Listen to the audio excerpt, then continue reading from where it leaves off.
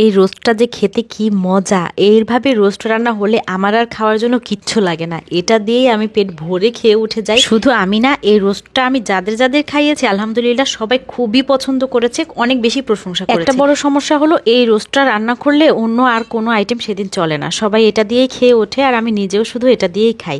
Roast রান্নার জন্য মশলাটাকে সবচেয়ে সুন্দরভাবে খুব ভালো করে কষিয়ে নিতে হয়, তাহলে এই রোস্টটা কিন্তু একদম পারফেক্ট হয়, অনেক বেশি মজা হয়। ভিডিওটা শেয়ার করে রেখে দেন, এভাবে একবার হলেও ট্রাই করে দেখবেন, ইনশাল্লাহ বাসার সবাই এত পছন্দ করবে আবারও এভাবেই রান্না করা লাগে। একটা লাইক আর কমেন্ট দিয়ে জানাবেন কি কোন জায়গা থেকে ভিডিওটা দেখছেন। সামনে ঈদ আসছে, এভাবে কিন্তু রোস্টটা অবশ্যই রান্না করবেন। আমি 4টা দেশি মুরগি কেটে তারপর ভালো করে ধুয়ে পানি ঝরে ফুটো ফুটো করে নিয়েছি, যেন মশলাটা খুব ভালো করে ভেতরে ঢুকে। এভাবে শুধু দেশি মুরগি না, ফার্মের মুরগি রান্না করলেও অনেক মজা হয়। এখন আমি এর মধ্যে স্বাদ মতো লবণ দিয়ে দিলাম, দিয়ে দিচ্ছি সামান্য একটু হলুদের গুঁড়া, মরিচের গুঁড়া আর গরম মশলার গুঁড়া, আর দিচ্ছি একটু আদা রসুন বাটা। আদা রসুনটা আমি মাঝে মাঝে আবার দেইও না, আদা রসুনটা দিলে অনেক সময় একটু ছিটে বেশি, আবার দিলে খেতে মজা লাগে, এই জন্য আমি একটু দিলাম। আর সাথে দিলাম হচ্ছে 3 টেবিল চামচের মতো টক দই। এখন এগুলোকে মেখে প্রায় ঘন্টাখানেকের মতো রেখে দেবো। ফার্মের মুরগি হলে খুব বেশি সময় রাখা লাগে না, 10-15 মিনিটই যথেষ্ট।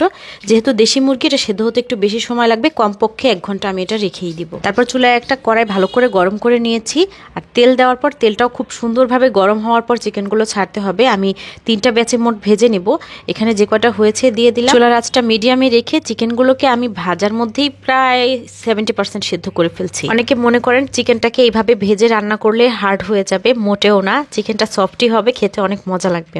আর এখানে রোস্টের মশলার জন্য আমি 2টা মাঝারি বড় সাইজের পেঁয়াজ আর 7-8টা করে হবে কাজু আর কাঠবাদাম নিয়েছি, যে কোনো এক ধরনের বাদাম দিয়েও করা যাবে। ওইগুলোকে কিছুক্ষণ ভিজিয়ে রেখে তারপরে মিহি পেস্ট তৈরি করে নিয়েছি। এদিকে চিকেনগুলো সব ভাজা হয়ে গেছে, ওগুলো তুলে একটু তেলটা কমিয়ে নিয়েছি। রান্নার জন্য যতটুকু তেল লাগবে ওই তেলের মধ্যে আমি পেঁয়াজ বাটা আর বাদাম বাটাটা দিয়ে তারপর এখানে আদা রসুন বাটা অ্যাড করলাম 2 টেবিল চামচ করে, মোট 4 টেবিল চামচের মতো।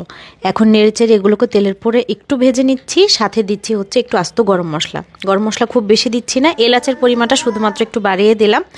রোস্ট বা চিকেনের যে কোনো রান্নায় এলাচের পরিমাণটা বাড়িয়ে দিলে ঘ্রাণ কিন্তু অনেক সুন্দর হয়। 2 টেবিল চামচের মতো টমেটো সস দিয়েছি। এখন মশলাটাকে আমি কষাচ্ছি। আর এই রাঁধুনি রোস্টের মশলাটা আজকে আমি ব্যবহার করছি। আমি বাসায় বানানো মশলা দিয়েও রোস্ট তৈরি করি, অনেক মজা হয় খেতে। তো আজকে আমি শর্টকাটের জন্য 1 প্যাকেট রাঁধুনি রোস্টের মশলা দিলাম।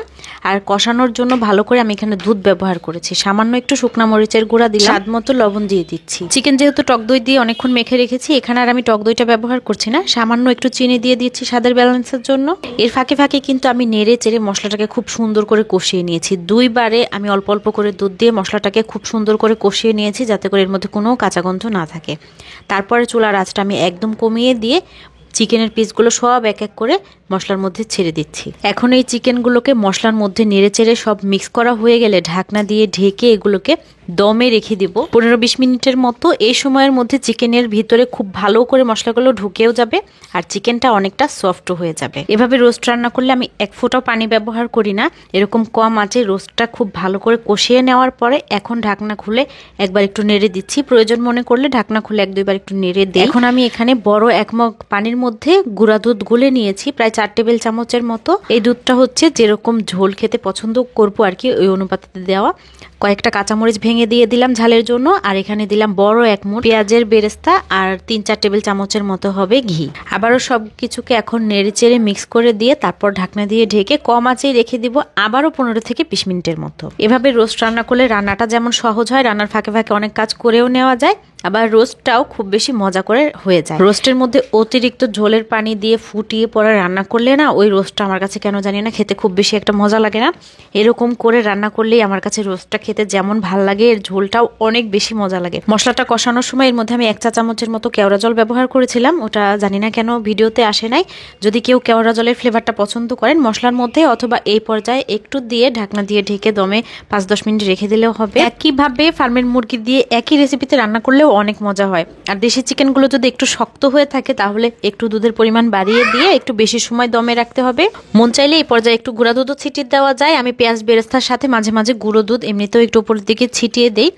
খুবই মজা লাগে এই রোস্টটা খেতে। কম পরিমাপে হলেও একবার হলে এভাবে রোস্টটা রান্না করে দেখবেন, ইনশাল্লাহ আর কোনো রেসিপিতে রান্না করতে হবে না, এটাই সহজ মনে হবে আর এটাই পারফেক্ট মনে হবে। পরবর্তী ভিডিও দেখার জন্য পেজটা ফলো দিয়ে রাখুন। আজকে চলে যাচ্ছে।